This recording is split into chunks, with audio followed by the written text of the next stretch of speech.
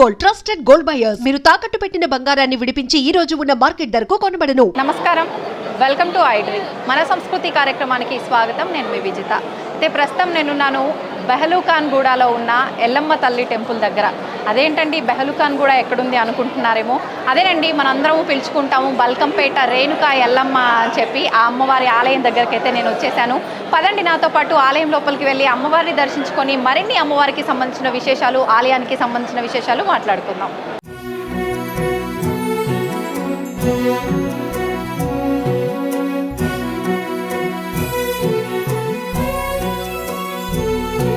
सहस्रचन्द्रनित्तकातिकान्तचन्द्रिका जये दिशो विदूरयद्विदूरयद्दुराग्रहं कले कृतामलामलाकलेवरं वरं भजामहे महेशमानसाशयन् वहो महो महोदयं महेशमानसाशयन् वहो महो महोदयम् ब्रह्मस्वरूपं रौद्रवीक्षणं शूलिनिवारिणि कापालिनि दुष्टुल शिक्षिंचे भद्रकाळि बापुल परमाचे पराशक्ति भवानी अम्बिके चामुण्डे भगवती ध्यायामि चण्डिके भगवती ध्यायामि चण्डिके.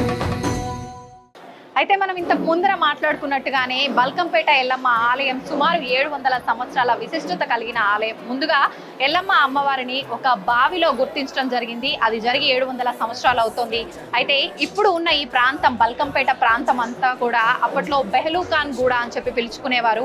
ఈ బెహలూఖాన్గూడ ఈ ప్రాంతాన్ని మామూలుగా అంటే ఈ ప్రాంతంలో ఉన్న ఒక వ్యక్తి తన వ్యవసాయ పొలంలో ఒక బావి తవ్వుతుండగా అతనికి అమ్మవారి ప్రతిరూపంతో కూడి ఉన్నటువంటి ఒక బండరాయి అనేది అతనికి కనిపించడం జరిగింది. అయితే అతను ఆ రాయిని కాస్త ఆ బావి నుంచి బయటికి తీసుకురావడానికి, ఒడ్డుకు తీసుకురావడానికి ప్రయత్నించగా అది ఏ మాత్రము కూడా కదలకుండా ఉండగా అతను పరిగెత్తుకుంటూ వెళ్ళి ఊళ్ళో ఉన్న ప్రజలందరినీ కూడా తీసుకొచ్చే ప్రయత్నం చేశాడు.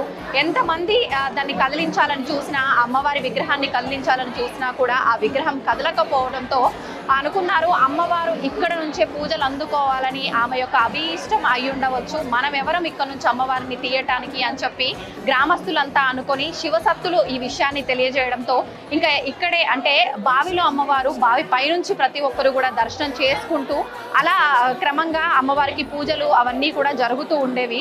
ఆ తర్వాత శివరాజ్ బహదూర్ అనే ఒక సంస్థానాధీశుడు ఆయన ఇదంతా కాదు అని చెప్పి 1919లో ఇక్కడ అమ్మవారికి ఆలయం నిర్మించడం జరిగింది. ఆలయం నిర్మించిన తర్వాత రేణుకా ఎల్లమ్మగా అమ్మవారిని పిలుచుకునేవారు. రేణుకా ఎల్లమ్మ మహిమలు కొంత గ్రామాన వెళ్ళి ఒకరి ద్వారా ఒకరు చెప్పుకోవటం వల్ల ఆమె మహిమలు అనేది అందరికీ చుట్టుపక్కల గ్రామాల వారికి కూడా తెలియడం జరిగింది. దీనివల్ల మీ అందరికీ తెలిసిందే కదండి, ప్రతి ఒక్కరము కూడా ఎక్కడైనా అమ్మవారి మహిమాన్వితమైన అమ్మవారు ఉన్నారు అని అంటే ఖచ్చితంగా మనం ఎంత దూరమైనా సరే వెళ్ళి అమ్మవారిని దర్శించుకుంటాము, మనకున్న కోరికలన్నీ కూడా నెరవేర్చుకోవాలని చూస్తుంటాం కదా. అదేవిధంగా ఇక్కడ వాస్తవ్యులంతా కూడా వారితో పాటు ఇతర గ్రామాల నుంచి కూడా రేణుకా ఎల్లమ్మ తల్లి బల్కంపేట అమ్మవారి దగ్గరికి జనాలు చాలా కోలాహలంగా రావటం అనేది మొదలైంది. ఈ విధంగా ఇక్కడ అమ్మవారికి పూజలు కొనసాగుతూ ఉన్నాయి, పూజలు అందుకుంటూ ఉంటుంది అమ్మవారు. ఇంతకు ముందర ఒక చిన్న ఆలయంగా ఉన్న ఈ బల్కంపేట ఎల్లమ్మ ఆలయం ఇప్పుడు కనుక మనం చూస్తే చాలా పెద్ద ఆలయం నిర్మించబడింది. ప్రత్యేకించి ఈ ఆలయంలో అమ్మవారికి ఎక్కువగా ఆదివారం, మంగళవారం, గురువారం రోజుల్లో భక్తుల తాకిడి ఎక్కువగా ఉంటుంది. విశేషమైన పూజలు కూడా కొనసాగుతూ ఉంటాయి.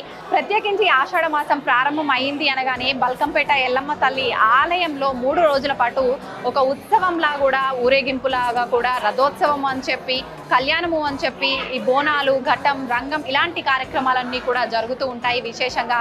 అయితే ఈ 3 రోజుల ఈ ఉత్సవాలు జరిగే సమయంలో సుమారు 5 లక్షల పైచిలుకు భక్తులు ఇక్కడికి వస్తుంటారని చెప్పి చెబుతూ ఉంటారు.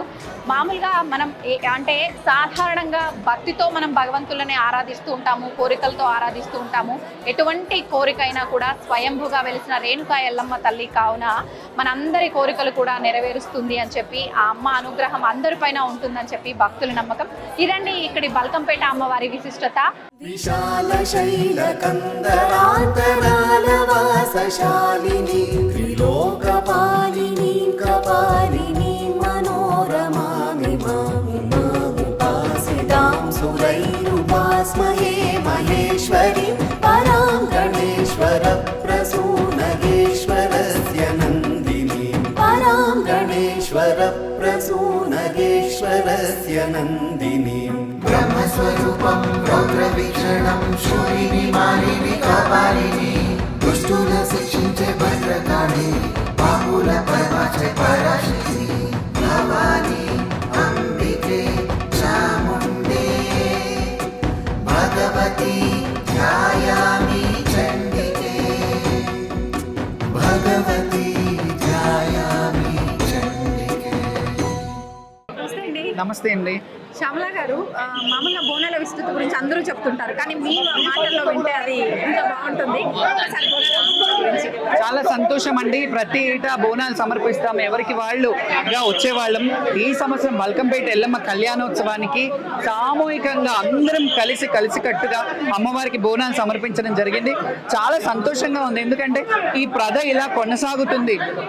ఇది ఇలాగే కొనసాగాలి, ఎందుకంటే మేము ఇక్కడ శాశ్వతం కాకపోవచ్చు, కానీ మా శిష్యులు వాళ్ళ శిష్యులు కూడా ఇలా వారసత్వంగా, మాకు వారసత్వం ఉండదు మామూలుగా.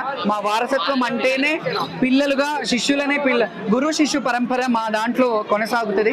కాబట్టి ఈ సంవత్సరం అందరం సామూహికంగా బోనాలు సమర్పించడం చాలా ఆనందకరంగా ఉంది. దానికి ప్రత్యేకంగా నోడల్ ఆఫీసర్ గారు అన్నపూర్ణ గారు ఎంతో వ్యయ ప్రయాసాలతో అందరినీ సామూహికంగా ఒక్క దాటి మీద తీసుకురావాలని ఆవిడ ప్రయత్నం ప్రశంసనీయం. ఎందుకంటే ఎప్పుడు కూడా కని విని ఎరుగని రీతిలో మమ్మల్ని అందరినీ ఒక్క దాటిలో చూసుంటారు. మీరు అందరం ఒకే వేదిక మీద ఉన్నాము, ఒకే ప్లేస్లో ఉన్నాము.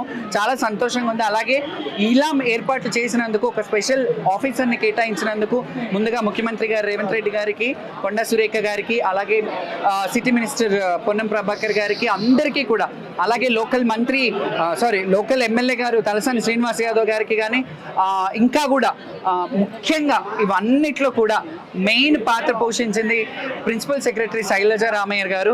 ఆవిడ చిత్తశుద్ధితో జోగినీలకు ఏం కావాలి, శివశక్తులకు ఏం కావాలి అని ఒక 4 మీటింగ్లకు మమ్మల్ని పిలిపించి, మీకు ఏం చేస్తే బాగుంటుంది, మీరు మాకు చెప్పండి, మీ సలహాలు ఇవ్వండి అని చెప్పి మమ్మల్ని పిలిపించడం, ఈరోజు వాళ్ళని బాగా చూసుకోండి అని చెప్పి మాకు ఆచారాలు, పసుపు కుంకుమలతో గౌరవాన్ని ఇచ్చారు. దీనికి మాత్రం చాలా కృతజ్ఞతతో ఉంటాము. ప్రభుత్వం ఇలాగే వాళ్ళు ఎప్పుడు మాట నిలబెట్టుకోవాలంటే మా కమిటీ వేస్తానన్నారు. ఆ కమిటీ వేసి తొందరలో మా అందరినీ ఒక దాటి మీద అందరికీ ఒక్కొక్క పాత్రలో ఇస్తే చాలా బాగుంటుంది. ఇంకా నెక్స్ట్ ఇయర్ ఇలాగే కొనసాగుతుంది. Thank you.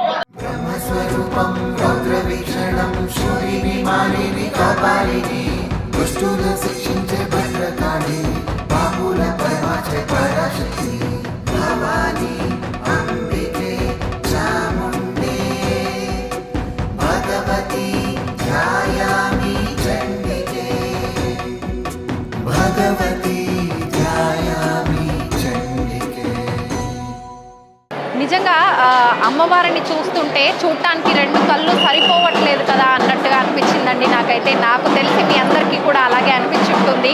నిజంగా అమ్మవారు ఎంత అద్భుతంగా, ఎంత సుందరంగా ఉన్నారో, అయితే అమ్మవారు ఎంత అందంగా ఉన్నారో ఇక్కడ మహిమ కూడా అంతే విధంగా ఉంటుందండి.